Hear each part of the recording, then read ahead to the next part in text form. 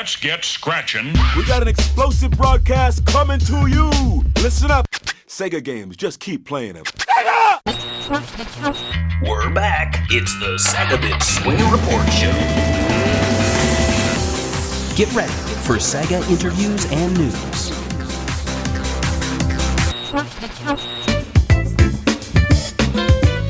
Hello and welcome to the Sega Swingin Report Show. I'm Barry. With me is a special guest, Kiel Phegley, who is a writer who has worked on a variety of Sonic books that recently released, and he's done a lot of other stuff too that we're going to talk about. So, welcome. Yeah, thanks, man, for having me. I'm excited for it. Yeah, so you reached out to me, so this is a first. I think I've done at least 80 or 70 episodes. You reached out to me. Well, it's weird, like I knew when I did these books that there is like a really dedicated hardcore Sonic fandom out there, and I kind of had to go and be like, where do they gather? Because I I was like, is there a place? And so I found the site, and I was checking the site out a lot as I was working on the books, and so it like put that on my radar. But sometimes you find fandoms out there, and then it's just, okay, these people are on Tumblr or they're on Twitter or something like that. So it was good that like there's a place where people who are into Sonic can congregate for sure.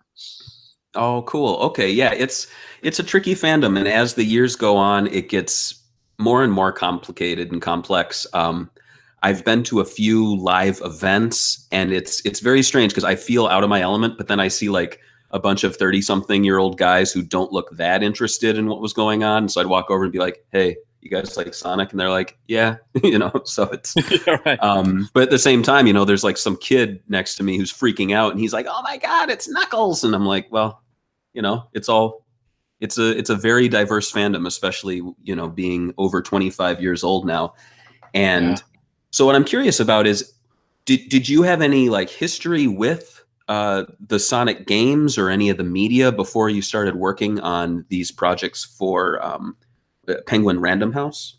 Yeah, so like it's funny you mentioned that about the diverse. Depending on who you are listening, I'm either an old man or I'm right in the sweet spot for the listener. But I'm 36, so I'm old enough to remember. I'm old enough to remember when the NES came out, let alone the Genesis. But when Genesis came out, I remember it being the system that came with Altered Beast as the go-to game. And then I remember the first time I played the first Sonic game, I was over at a kid named Chris's house, and he had it. And I remember playing the Chaos Emerald Zone after the first level and like completely failing at that and being like, why is there a maze in the middle of this game? I have no idea what's going on. But that was what propelled me to get a Genesis. I had a Nintendo, and I wasn't super interested in buying the Genesis. And then I like saved up my lawn mowing money and like birthday check money from my grandma and my aunts over a summer, and then bought my own Genesis. And at that time, they started packaging Sonic with the Genesis. So I was in from the very first game, and both playing the whole original run of the Genesis games, and then also I know there's a lot of people out there who maybe are fans of the Saturday morning cartoon, the original one, but I watched that in broadcast and then read the Archie comics as well as an extension of that. And, the Freedom Fighters in that cast of characters are really my version of Sonic in a certain way. So like I've dipped in and out of the games over the years, but my Genesis point, I didn't mean to do that, but yuck. My Genesis point is right there at the beginning for sure. Cool. Yeah. I started then too. 1991, I got the console and bundled game, and I think the reasoning was that it was cheaper and it had a game, and those were two things that when my dad saw that, he was like, well, that looks better than the Nintendo machine, so that worked in my favor. But that's interesting that you talked about the Saturday morning cartoon, because when I was growing up, I'm an American, I was in the Midwest, I was taking in the game, but obviously there isn't really much story there. There's the manual, but it doesn't tell you much. And so you had this cartoon, and at the time, as a kid, you had no concept, and I'm sure even, fandoms like Transformers weren't aware of the Japanese origins, just as like Sonic fans weren't. They maybe knew it might have been coming from Japan, but the story in the cartoons was not what the video game creators even knew about or had in mind. And there was this split there, but the way Sega of America kind of created their own continuity and story, and then it brought in the comics, which were a strange amalgamation of the the two cartoons going on and the games. And so to kids, you're like, oh, well, when I play the games, it's just Princess Sally's like doing something else. And Yeah. so, Yeah. And I remember being a kid and being, now I understand how cartoons are produced and that there are syndication packages in that. But I remember after originally having watched the Saturday morning cartoon, and then there was, the kind of wackier cartoon that was in syndication, and like seeing on the TV Guide channel, whatever, that was like, oh, Sonic the Hedgehog's on. I wonder if it's one of the ones with the freedom fighters, and then always being disappointed that it was not, but never realizing like those are never going to show up here. It's not in the package, Right. Yeah. I mean, as a kid, I just assumed the funnier one during the week was like a prequel. And so that's like, oh, well, when Sonic met Tails and then they all met their animal friends. And they, I think there was an effort to tell kind of a cohesive story, though I'm holding in my hands the first book released by Michael Teitelbaum called just Sonic the Hedgehog by Troll Associates. And it's I'd say it's a younger age level than your books are skewing, but it's very strange, like it'll kind of tell a story from the Saturday morning cartoon, but then it talks about like Robotnik had a tractor that he crashed and that's how he became evil. And I've always wanted to interview the authors of these, but then I found out through a friend that the guy who wrote these, he doesn't remember writing them. Like to him, it was just a job. And it's interesting now that we have, the likes of you, Ian Flynn, and the Sonic Boom cartoon writing team, and they are very well aware of not only of what's going on in the games and in the past, but they are kind of given this direction to have more of a continuity. So when you first off, how did you get the job with the Sonic books? So I'll tell the shortened version of how I got there eventually. For years I worked in comic books. People may know the website Comic Book Resources, or CBR. I was the editor of CBR for 7-8 years. And while I was finishing, I went and got an MFA, master's degree in Minnesota, specifically for writing children's books.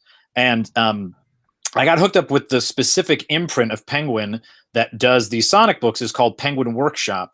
And the way I got hooked up with them is after I finished my master's degree, I went to like a children's book conference with the hope of selling the novel that I was working on there was agents and editors there. And this was a conference where you got matched up with an agent, and then you could pitch them on your stuff. And I went, it was in New Jersey. At the time I was living, well, I guess I just moved back to Michigan. So I went to New Jersey for like a one-night thing. I didn't have much money, and I got there and I met with this editor or this agent who they had matched me with, and I pitched my novel, and she was just like, no, this isn't really for me. And I was like, great. Like, I've spent all this money to come to this conference and it's a complete strikeout. And I was like, I'm not going to go down without having something to say for spending all this money to come here. And so I went to lunch and I just kind of picked a table that looked like it had more people who worked in publishing sitting at it than people who were there as would-be writers. And I sat at the table and just, started talking, introduced myself, was explaining that I had worked in comic books as a journalist for many years and knew pop culture stuff, and talked about my book and just kind of see what would happen. And after the lunch was over, a lady who had been sitting at the table with me, who didn't really say much the whole conversation, came up and she was like, hey, do you like the Cartoon Network? And I was like, oh yeah, like I'm in animation. I know all the shows. I like a lot of the stuff they have on. And she goes, oh, I edit. I'm the editor in chief of Penguin's license division. You should do a Cartoon Network book for me. And then she just gave me her business card, and that was that. And so, within the next 6 or 8 months, she brought me on to write a book that is kind of like a graphic novel activity book hybrid of the show, The Amazing World of Gumball. Which I love. It was a very funny show. And I worked on that and had a really good experience on that. And then, just like you do, anybody who's out there who's done any kind of freelance, whether it's writing or web design or whatever, you just every few months, you just email out your contacts and say, hey, you got any work? Do you need any help? Do you need anything? And there was a young lady who was an assistant there. She's since left Penguin, but she had been one of the assistants on my Gumball book. And I just emailed her and I said, hey, Hannah, let me know if you got anything coming up, if there's any new projects coming in. And she emailed and said, yeah, I've got a couple things. I've got this new Cartoon Network property called Mighty Magiswords, And we just signed a deal to do some Sonic the Hedgehog stuff. And I was immediately like, Sonic, it's Sonic. Just let me know about that. And so, she had pitched that to me in terms of which property would you want to work on. And I told her, look, I've been playing Sonic for years. I know the comics. I know the lore a little bit, let me know what's up. And so she was like, cool. And that was for the activity book of the 2 books. And then she told somebody else in the office, a guy named Carl Jones, who's a really great editor. He was doing the chapter books and had said, hey, I got a guy who really knows Sonic. So if you're still looking for people for that, there he is. And then Carl contacted me then and said, hey, I also have another book. And so I ended up writing the 2 of them back to back last summer 2017. So, it's just a little bit of luck, a little bit of pitching and being annoying and just trying to keep your head in the game. Yeah. Being in the right place at the right time too, for sure. Yeah. Wow. So you had those 2 books. You also had the Race Against Chaos sticker activity book, which has a little bit of writing. It's not as intense as the books, obviously. Were there any other books you worked on? I know some others were released, but I see other names on those, and I don't know if you Mad Libs. No, I feel it's is a mostly completely it's different the thing. Race Against Chaos sticker and activity, and then the Tales of Terror. And I it's funny because when I started with them, they had been working on the whole line, and I think there is one that is like a guide to the world of Sonic book, but that was done by one of the editors in house. And then there is the Tales of Deception, which some places list me as the author as, but that's not me. That's a guy named Jake Black, who is a really, really cool guy and a fun writer who does a lot of these books as well. It's one of the things I found funny, Like I said, I got my master's degree and I write novels, children's novels, sure, but I write original stuff. And I kind of fell into doing the licensed stuff and doing these character books by accident, which is great, and I love it. And I'm working on more, but I've realized since I got into it, there's a very small community. There's actually a very small number of people who write a lot of the various superhero for kids books and the various chapter books and activity books. So Jake Black is one of those guys who's done a ton of this stuff and is really good at it. And so as he was working on that, I was like looped into a lot of the conversations just so they could say, hey, the Tales of Deception is coming out first. Here's what's going on with that. Here's how what we're doing. So that way, when you're doing your books, they can feel part of the same line, even though you're not directly writing them. So okay. So when you were working on these, did you first receive like some sort of Bible from Sega or a list of rules of things you can't do? Yes and no. They send you. They have like a style guide. And it is just a PDF that you could not attach to an email, I mean, it is just the massive file size, and it's like 120 pages or something like that. And it's a mix of, here's Sega's like clinical version of the official canon, the official story. There's a lot of stuff in there of, here's the history of the character, not in terms of the lore, but in terms of when the first game came out and the names of all the designers and that, in case you didn't know that. But most of the style guide is actually all the visual elements, because this goes to us who are doing publishing things, but it also goes to anybody who's making Sonic t-shirts, Sonic toys, Sonic lunchboxes. And it's both, key character images and character poses, but it's also a lot of just the graphic design elements. Here's the fonts that you're supposed to use. Here's the color schemes that you're supposed to stick with, stuff like that. And so for the activity book, they kind of told me, hey, a lot of these books' budget is kind of limited, so you can't say, I need you to draw this specific thing or a new vehicle that Eggman has come up with, and it's got to be 20 feet tall and blah, blah, blah. They say, no, use the materials in the style guide. So when I would go through and I would write my script, I would say, okay, page 1, it's got a game board on it. In the upper left corner, you're going to put Sonic as in style guide, page 35, image SON-3425 or whatever. So I would go through and kind of pick all of the key poses and all of the character poses and stuff. And there was a few things where I'd be able to say, there's some coloring pages in there. And I'd say, hey, do we have any of the chaotics in black and white? Can we get that so it's a coloring page, or are they only in color? And they would go back to Sega, and Sega had some other stuff in kind of the archives that they could pull out. So a lot of that book was really, here's the big guide, pull out whatever you can, etc. But conversely, when it came to the Tales of Terror book, literally Carl, my editor, all he said was, okay, so the first book is Tales of Deception, and we want to do another book that's like that, that's 3 short stories, and it's Tales of blank. What do you want to do? And so I'm a big Halloween guy. I'm a big horror story guy. And so I was like, hey, let's do Tales of Terror and do like a Halloween book. And he was like, that's perfect. It's going to come out in the fall. Do whatever. And there was all at the initial stage, it was completely my pitch. I came up with all 3 stories. You know, eventually, as I wrote the scripts, we sent them to people from Sega Japan. And actually, everything I wrote had to be translated into Japanese. And then they would read it over there and they would go through and give notes. And then it would be sent back and translated back into English. So sometimes the back and forth was a little confusing just because of that. Like I remember one thing that my editor told me was like, hey, I'm going to send you these notes, but don't take it personally. Every time they had a note of something they needed to change, it starts out by saying, this is unacceptable. But I don't think, he was like, I don't think they're really trying to be mean. I think the translator, like, that's just what he put on there. Anytime there was a note, this is unacceptable. So like, don't take it personally. Because for the most part, I got really positive feedback from Japan on all that stuff. But yeah, so it was weird to have the 2 projects. One, which was very much, you've got this amount of pages, you've got this number of images that you can use. And the other one was like, do anything you want so long as it hits this word count and we'll have somebody draw it. Interesting. Okay. Huh. And so I'm looking through the activity book right now, and one thing I'm noting is that it seems like the earliest 3D games that are being referenced are Sonic Unleashed, and it's heavily referenced in here too. It's used a lot in this book, which kind of surprised me. I know they're not like pushing that game aside or anything, but I'm not seeing much about like Sonic Colors, Sonic. What else came out? Lost World. I know Forces wouldn't be in here because it was too recent. Is there any? Were those in the style guide, or did you just choose what you felt comfortable with? Yeah, actually, the thing that was in the style guide the most was that, you know, I only got so many Sonic poses. I mean, I think, and look, there's more of Sonic than anyone else. I think, you know, maybe there's like 25 Sonic poses, 12 Tails poses, 12 Knuckles poses, and then you get down to the Chaotix, and there's 1 or 2 maybe for all those characters.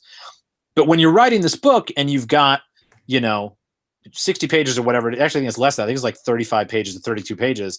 So I've got X amount of pages, and I didn't want to use more. I didn't want to use the same Sonic poses over and over again. I wanted to use, if I got 25 Sonic poses, I want all 25 of them to go in the book. And so one, you know, the Unleashed one just happened to be in there. You know, there was 3 or 4 different versions of the Werehog. And I thought, okay, and maybe it was because that style guide was made relatively recently after Unleashed came out, which I think was part of it, because you're right. Like some of the stuff, like Colors was out at that point I was working on the book, but I don't think they had taken a lot of the characters and the badniks and stuff from that game and put it in the style guide yet. So I kind of said, okay, I've got 3 pictures of the Werehog, so like, let me use this on a few pages. And, you know, and part of the way I did the book was, what are the cool activities that I think kids will want to do? You know, there's one page on there. One of the puzzle pages is the classic restaurant placemat game where you've got the different dots and you've got to draw a line, and then the next person takes a turn and it's like, okay, who can make boxes? And if you make a box around a Chaos Emerald, that gives you X amount of points. And if you make a box around a Badnik, that's X amount of points. Like literally the week I started the book, I took my daughter, who was 2 at the time, to Big Boy, which is a restaurant chain we have here, particularly in Michigan. And that was on the placemat she was eating on. And I took an extra placemat as we were walking out and folded it up my pocket and put it in there. And I was like, okay, remember, here's an activity I can use that, like, because I was trying to find activities that you couldn't do in 1 second or whatever. I didn't want them to all to be, here's a maze. Oh, I've done the maze. And now that's the last page of the book. I wanted a lot of game boards. I wanted like riddles. I wanted things that were like, here are writing prompts to make up your own Sonic story. So that way, if a parent bought that for a kid, they'd get a little longevity out of the book. It wouldn't be a kind of book that you could sit down and do in 10 minutes and then walk. But one of the ones that I remember liking when I was a kid was, here's one image and here's another image, and draw the image that's in between the two. Like I remember I was a big drawer when I was a kid. And so I was like, okay, I've got a Sonic pose here. I've got a Werehog pose here. Let's do that. You draw the transformation. Let a kid draw like Sonic's arms bulging up or the claws coming out, or you know, like a classic kind of werewolf type of thing. So, so it was kind of like form follows function. I've got these kinds of materials to work with. What can I do with it? What can I create out of it? Okay, that makes sense. And my guess is that the style guide probably came out around the 20th anniversary, and they really wanted to focus on Generations and probably didn't want to focus on the 2006 game. and maybe also the Nintendo exclusivity of the other games that I mentioned that aren't in the book. Maybe that played a part. I'm not sure, but it's just something. I'm always interested in those strange little things that either come down from Sega of Japan. For example, there's no humans referenced outside of Eggman in the kids' books, correct? Yeah, but one of the things is I think that that's not like it's like a dictate that Sega asks for, but I know the other writers got this stuff too. When you get that style guide, it only has Sonic, Amy, Knuckles, the Chaotix. I mean, it has all of the animal characters. Yeah. And I think, part of that is like they're the playable characters in the games.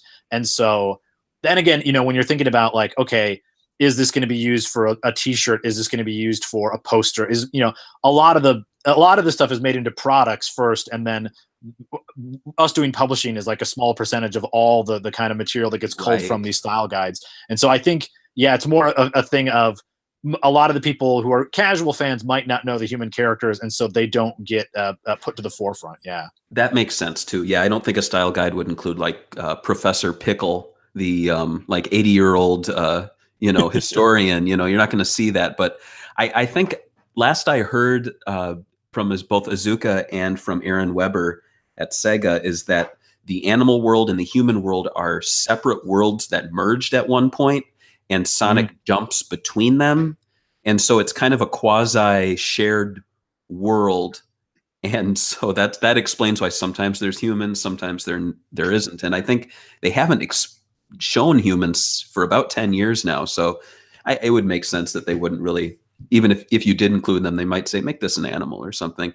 So let's talk a little bit about the first book. We have Tales of Deception. What, because you said that name came to you, that wasn't something that you created, correct? Well, no, yeah. I mean, the Deception book was written by Jake, and so that's one I just mostly I read at the outset and just kind of whatever. So I'm not sure the origin of that or those stories, but I mean, I do think they came up with a format. They didn't want to do a full novel. They wanted to do something that was more along the lines of short stories, and so they just had to come up with a theme. And so it was really nice to read Jake's version of those stories at the outset, because it gave me an idea of what they were going for in terms of length and in terms of the variety of stories that were kind of going on in there. Because when you're doing 3 stories like that, you don't want it to be the same villain every time. You don't want every story to be Eggman. You don't want every story to have the same setting. And so that was one thing that I took a lot from that first manuscript was, okay, let's try to get like a wide range of Sonic stories in here. Right. And sorry, I didn't mean to make it sound like you wrote this one. I meant in the sense that this one came and then the second one was, kind of borrowing the format of it. But did you have any like feeling like you had to pick up any threads left in Tales of Deception into Tales of Terror? It was pretty episodic, I'm assuming.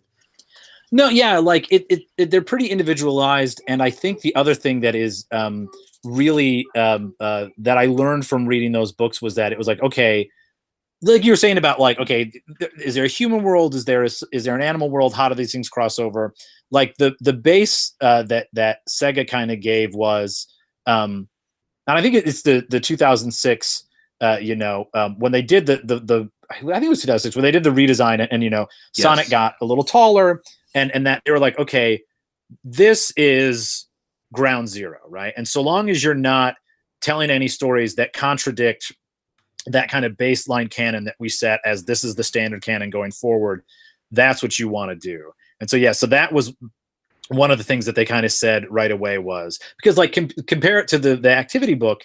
One of the things that I tried to do, and I wonder if anybody actually picks up on this in the activity book or not, but if you actually sit there and read all the little descriptions in the activity book, I tried to structure the activities in the order of the original Sega game, right? You start in the Green Hill Zone, and then as you move along, you go into the chemical plant zone, and the casino night zone, and some of the zones from the first couple games, and kind of get different emeralds in the same order and facing the same villains as you would in the original games. Right. And so when it came to the short stories, I was saying, okay, like I know that like this is what's canon, what can I do that like plays with that, but doesn't necessarily contradict any of that, but doesn't say, okay, and now this city's been blown up and you'll never see it in a game again. You know, it's kind of threading this little needle to make sure that like you're doing something cool and original without going way far out from where you start.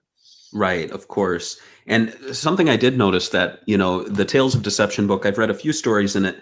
I feel like your stories, and this is no knock on Jake Black, are more in tune with the games and what's going on in that. Like it feels more like something I'd read in the modern IDW comics, just because you know, there's like a doppelganger of Sonic with an eye patch, and you know, it's pretty wild and all. But when you get into the Tales of Terror book, you open it up, and the very first story like features Big the Cat immediately.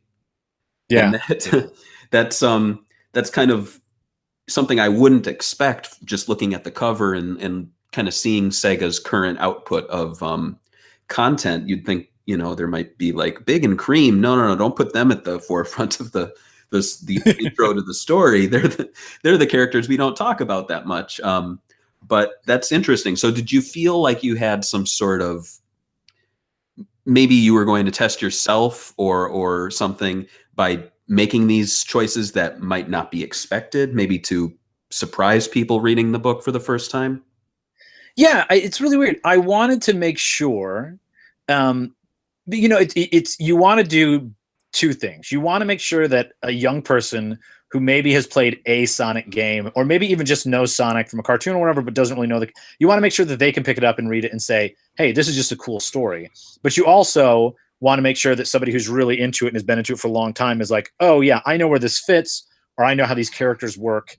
And so it's kind of trying to do both things in that. And you know, like I said, I'm a huge, and I know nothing about this. So if somebody's out there, I don't want to create any internet conspiracy theories, but like, I don't know the status of like the freedom fighters characters from Saturday AM that were in Archie comics for so long. But you know, like if I could have done anything, I would be like, oh yeah, let me just do a bunch of those stories. But like, obviously, you know, Sega's like, hey, here's the style guide, start with the 2006 game, like use that as your guideline for the world. And obviously those characters aren't in it. But one of the things that I really like about Saturday AM that I think ports to the modern continuity is that Sonic's on a team and that you get his personality a lot more clearly when he's got other characters to play off, when you see him coming in and do stuff. And when you read the first story in the Tales of Terror book that I did, like, here's the rest of the team. And it's like, okay, who do I know has been in that 2006 game? Who was in the style guide? Okay, Big and Cream are there. You know, Amy's there. We can use some of them. And they're fighting this thing, and then Sonic comes in at the last minute. He doesn't get dirty by anything, and then he's like, all right, cool, I did that, I'm out, you know? And so like you get to see his personality a lot more playing off the others than you would if it was just all him by himself doing something. And so that was kind of that goal, was like, okay, how can I build a team dynamic and let him be a part of it? That's interesting. You should bring that up. I wanted to talk about the characterization of Sonic. I know that coming into these books, writing them, sometimes, you know, someone maybe back in the 90s, like the Teitelbaum books, might not really put too much thought. No offense to the guy, but, you know, like coming into it with no knowledge of the series, he might just start writing, you know, let's see, well, Sonic's cool, he's rude, he's fast. All right, let's roll with that. But I feel like there's more to the character than that. And you'll find in the Sonic fandom, there are people who have a preferred way that the character, you know, sounds with certain voice actors and acts.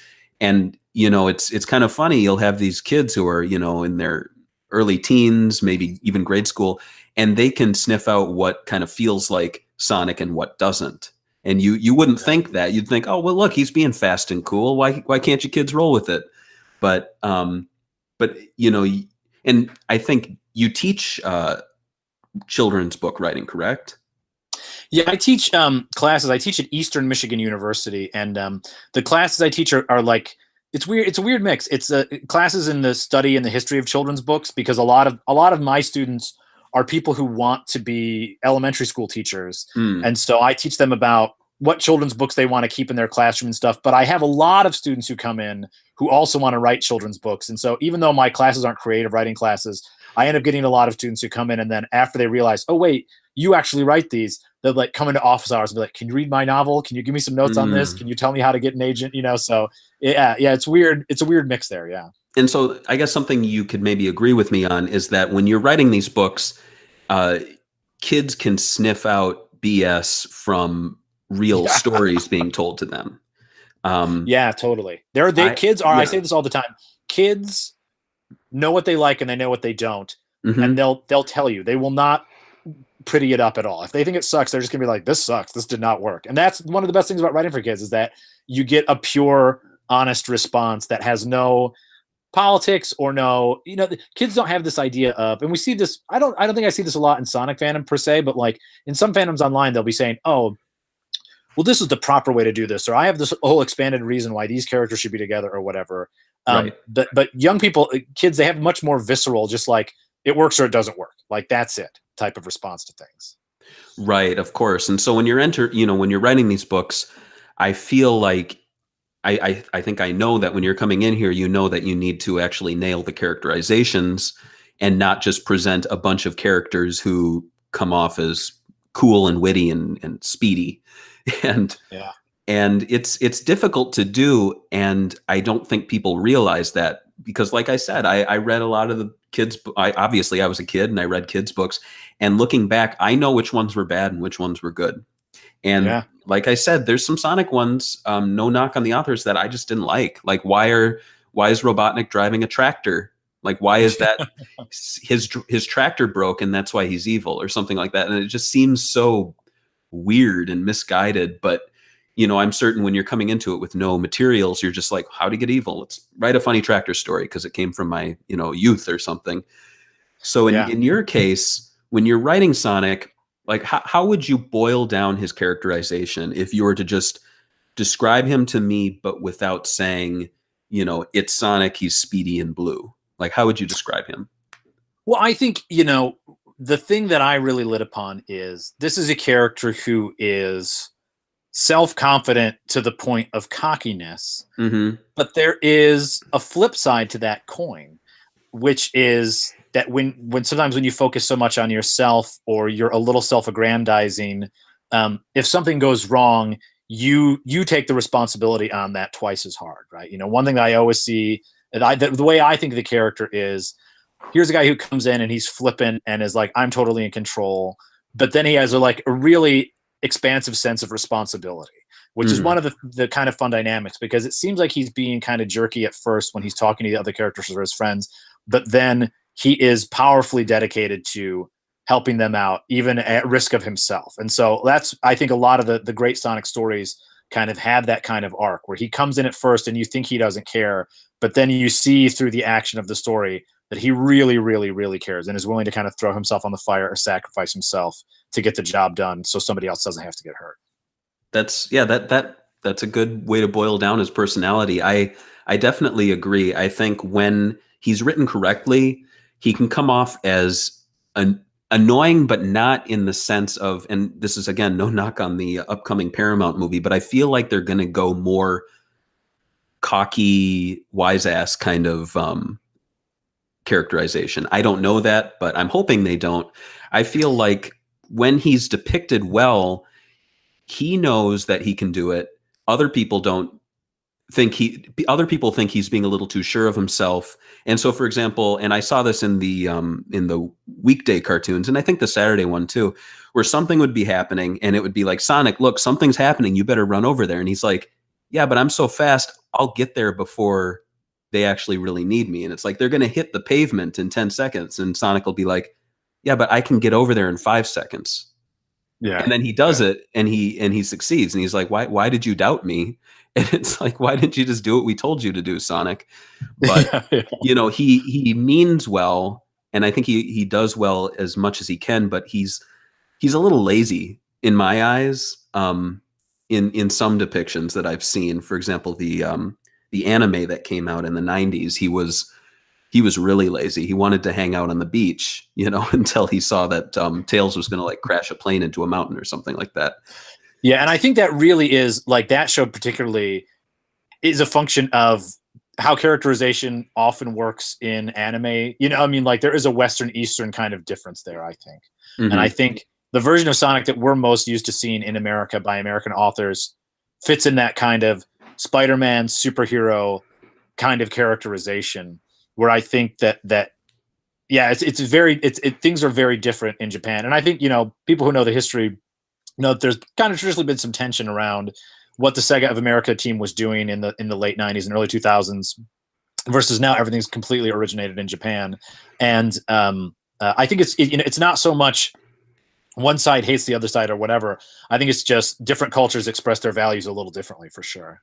And I think there's also a level of ownership there. And Yeah.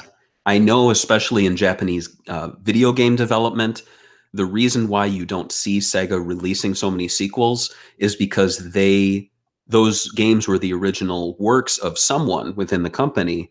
And it's kind of disrespectful to just go off and start making sequels without either their approval or them working on it themselves. And so if say, the guy who did Jet Set Radio is doing something else at Sega, he doesn't want to make another Jet Set Radio. You're not going to make another one. And I think with Sonic, there was this issue where America really wanted to make money, understandably so, and they made decisions that angered the Japanese.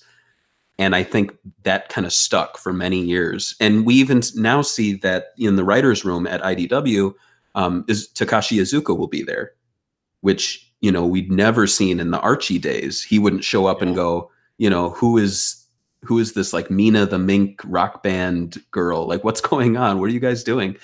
And so I mean, it has its ups, its advantages and its disadvantages, but I think when it does work out, it definitely does work out for the best.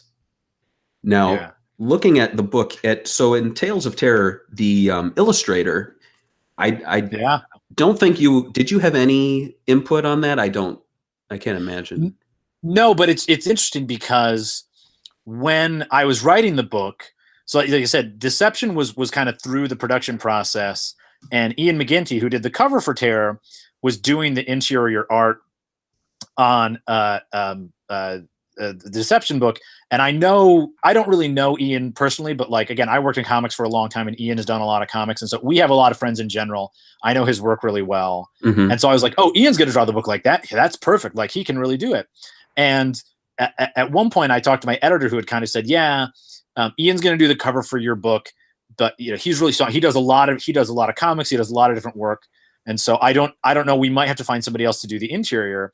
And I was like, oh, and I was kind of bummed for a second. And then my editor was like, don't worry. Like, I'm going to find somebody really cool who could do something really cool with this. And I think he knew at the time that because Spazz, who everybody knows from, he drew the Archie book, the early issue of the Archie book, a lot of those big epic stories. If you don't know, he does a tremendous amount of these licensed books. If you look at a lot of the Ninja Turtles books that came out for the last Nickelodeon reboot, not the Rise show, but the one that Ciro Nieli did, he did a ton of the art for those books. He doesn't do comics as much anymore, but he does a ton of these licensed kids books and superhero books and does a great job on all of them.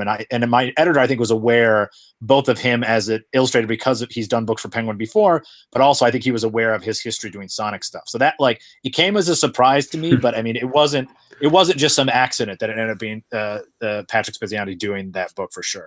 Yeah, Spazz is without a doubt my favorite Sonic artist. I wrote to the Archie comics back in, I don't know when it was, but during one of the special issues they released.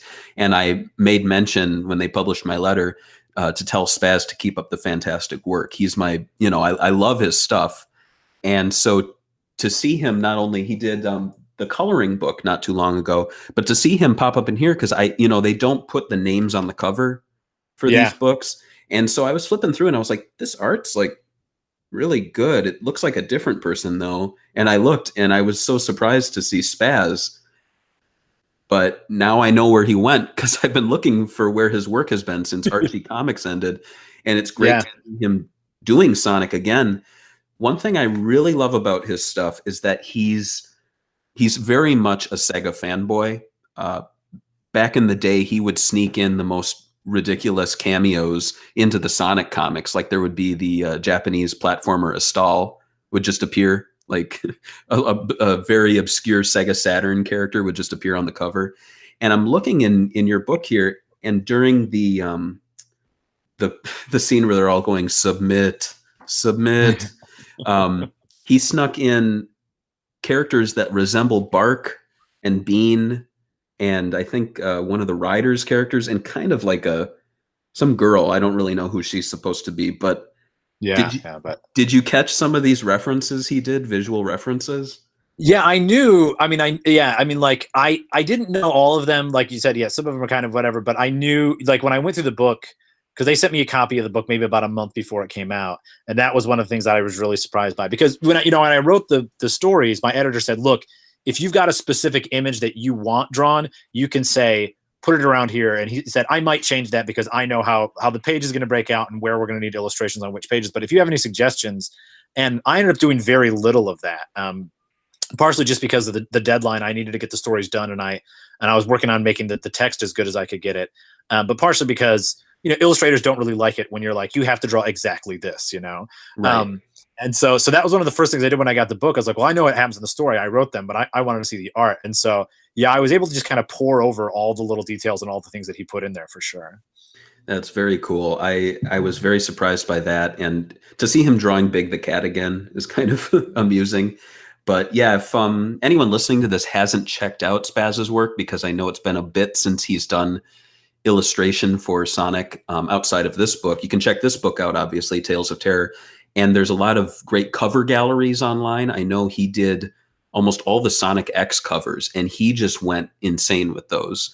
It's not my favorite comic book, but it's definitely my favorite collection of covers. Like the stuff he did with he seemed to really like drawing Eggman wearing El Luchadora Mexican wrestler outfits. I don't know why, but he loved it. And he would just keep drawing the stomach bigger and bigger until I think there's probably a point someone had to tell him, like, you're pushing it here. But yeah, it's great stuff. So looking back in this book then, you mentioned from the style guide that you would reference things that were in it. So I see here I think it's called the Egg Dragoon. Yeah. Was that like a limitation so that Spazz or any illustrator would not have to spend the time developing a new machine?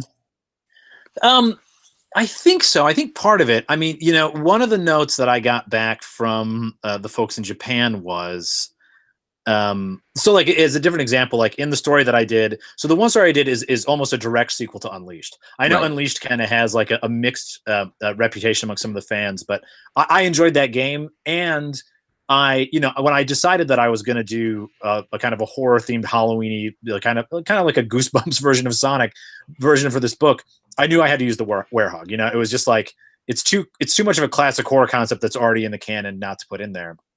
And so one of the notes I got back, for example, from Sega Japan was in the werehog story, I create this kind of backpack for Tails, because in the game, you got to use like a camera to flash on the people who get possessed by these demons. But I was like, okay, well, now it's after the first game.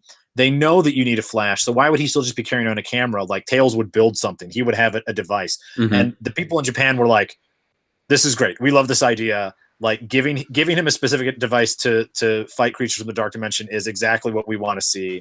And so, yeah, so some of the things, it was like me just kind of going through, and I think the Dragoon was particularly a thing where I was like, okay, I think that like this is a cool vehicle in general from the games, and it serves the purpose of the story I wanted to tell, where he's underground, and I wanted to tell this story about the trees being upset and make a ghost story out of, not like like dead creatures ghosts, but like kind of like forest spirits, a kind of Hayao Miyazaki Princess Mononoke thing in my own little way, And so I was like, okay, what?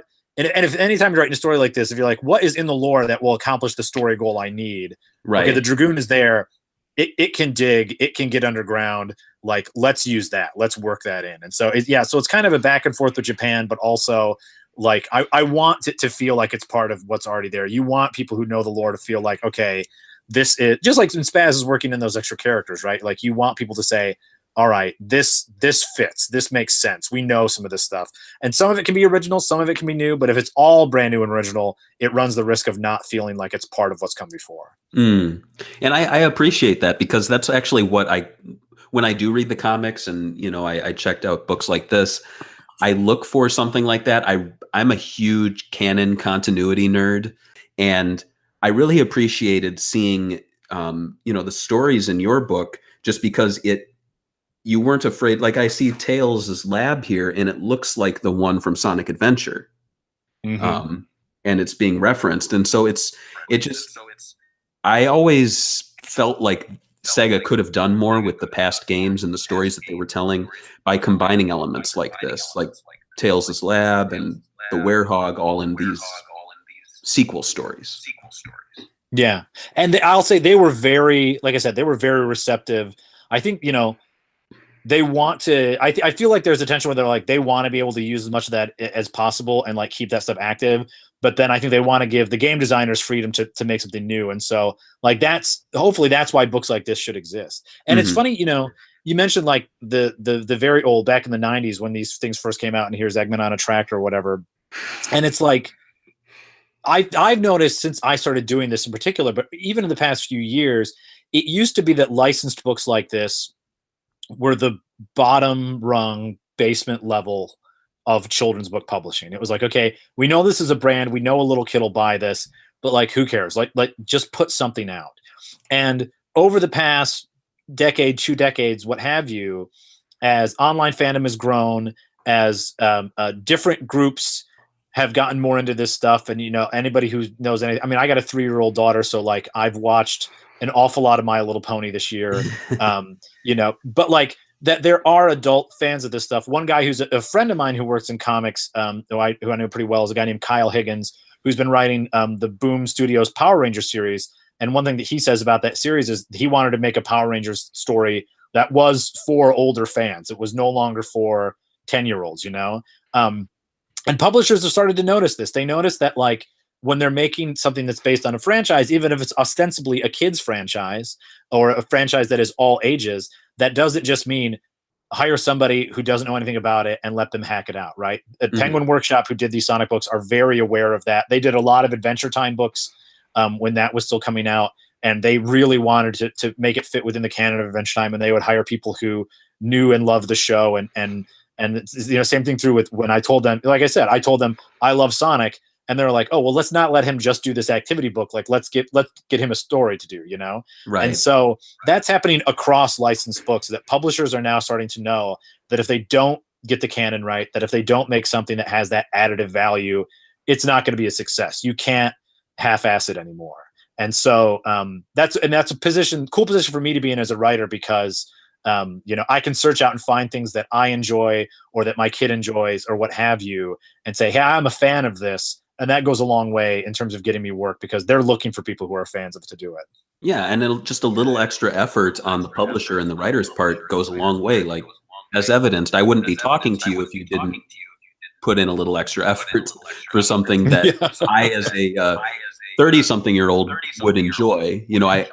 I'll admit I don't pore over these books, but I'll pick it up and read the Werehog story and be like, oh, that's cool. That's a nice little nod from something 10 years ago. Yeah. And so the next question I wanted to ask, so what sort of games, what sort of projects do you have in the future? Oh man. So for stuff that just came out, this is the other side of the video game world, but just last week, I had a book come out based on Halo, through Scholastic, not from Penguin. That was really an interesting project because it is an in-universe guidebook. It's the Spartan Field Manual. And so it was really interesting because I wrote that. I did a lot of stuff in consultation with Microsoft and the 343 Game Studio guys. And I did like a big draft of that. And then kind of hilariously, and fine by me because it was like less rewriting work I had to do, after my initial draft was turned in, somebody higher up the chain at Microsoft was like, wait, they did this with that book? Well, we can't reveal that. We can't do that. So certain things. So, but the way they fixed that was one of the head game writers, a guy named Kenneth Peters, came in, and he pretty much took my initial draft and he did the edit on it and then added certain things in and added certain characters in that he knew they'd be able to put in there without giving anything too much away. So it ended up making the book a lot cooler because if you're a Halo person, it's not just me, a random guy, like studying the Halo franchise and trying to do a cool book, but it's me setting the kind of template and then one of the lead game writers coming in and making sure that it really fits the canon. So that just came out, like I said, like when we recorded this, it just came out like last week. Future wise, I've got a couple projects in the works that aren't 100% set in stone. I'm working on an original graphic novel that is hopefully going to come out sometime next year from a publisher called Lerner Books. But I'm originally from Flint, Michigan, and it is a kind of Mighty Ducks, Bad News Bears-esque story of a loser junior hockey team in Flint in the 80s. Is something I'm working on, and I am working on doing more. I have a couple things that I can't mention yet, but I'm working on doing more of these kind of licensed books. Hopefully, some more Sonic stuff in the future. I don't want to over commit myself because I haven't been hired to do this stuff yet. But Joe Hughes, who's the editor of the IDW comics, and I have talked, and I've let him know that I really want to do some of the comic stuff. Obviously, Ian Flynn does the main strips, but they're occasionally they do spin-off stuff. One of my very good friends in comics is a guy named Caleb Goldner, who some people might know. He just did the Sonic comic from IDW that's a tie-in to the new racing game. And so, like, it was funny because I was talking to Joe about, like, hey, I've been doing these Sonic books. I know that canon, like, I know Ian's doing it, but if you need people to pitch, like, let me know. And Joe's like, yeah, like, you know, we'll talk when something becomes available.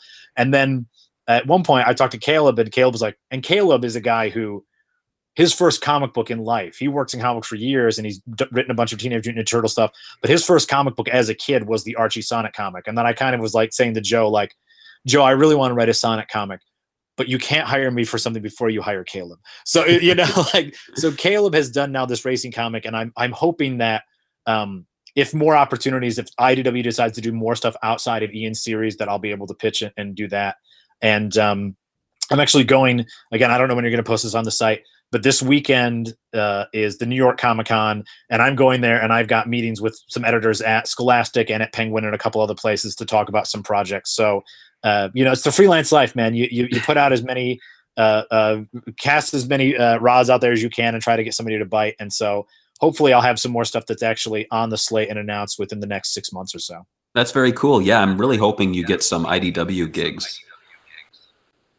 Yeah, it'd be great. It'd be great. And, like, you know, it's one of those things where Joe is a guy I've known a long time. And so when you're pitching an editor, you never want to be, like, over aggressive. And when you're pitching an editor who, you know, as a friend basis, you're like, I know that, like, if Joe finds something that he can use me for, he'll call me. I know I don't have to keep bugging about that, but I also have to be open to the fact that, like, maybe a gig won't open up, and that's not Joe's fault or anybody's fault, but that's just, you know, there's a lot of different people who have a say in how many of these things get published. And so, you know, I got my hat in the ring, and we'll see what shakes out. Yeah, fingers crossed. The great thing about IDW is they love doing those one-offs and those miniseries. My favorite that they did was Biff to the Future with the Back to the Future comics. I mean, even if you can pitch something where it's like a shadow comic or a Chaotix one-shot, you know, you never know. Yeah. Cool. So before we go, I just wanted to direct people to you. You're on social media. It's your name on Twitter. Yeah, my name, which is spelled weird, KielPhegley, but it's just at Kiel Phegley on Twitter is the best spot to find me. Yeah. Yeah, and hey, IDW follows you, so that's good. Yeah. And a mutual friend of ours too. Here, look, Adam Tuff from Sonic Stadium. And they can keep an eye out for your future projects. And I also wanted to ask, we talked via email. Are you willing to do like a giveaway? Yeah, totally. I've got some copies. I can give you no more than an exciting autograph. I'm not an artist, but if we want to do that, then we'll see. You know, take point on that, Barry, and let people know however you want to do the selection of folks. But I will definitely send stuff on to anybody who wins the chance of my messy signature. Cool. Yeah, we can work that out offline. I'm thinking maybe share this show on social media or something like that. So yeah, we'll work that out. And again, thank you so much for speaking with me. I'm looking forward to your future projects. And yeah, man. Yeah, and we always do outro music. And in this case, it's hard to do music from a book. Yeah. I'll just have to. So is there a Sonic song that you'd love to have playing us out right now? It's got to be any of the themes from the first couple games, because those are what's etched in my brain. Maybe like a Chemical Plant Zone, really get a little funky with it, but for sure. Done. That's my favorite one. Yeah. There you go.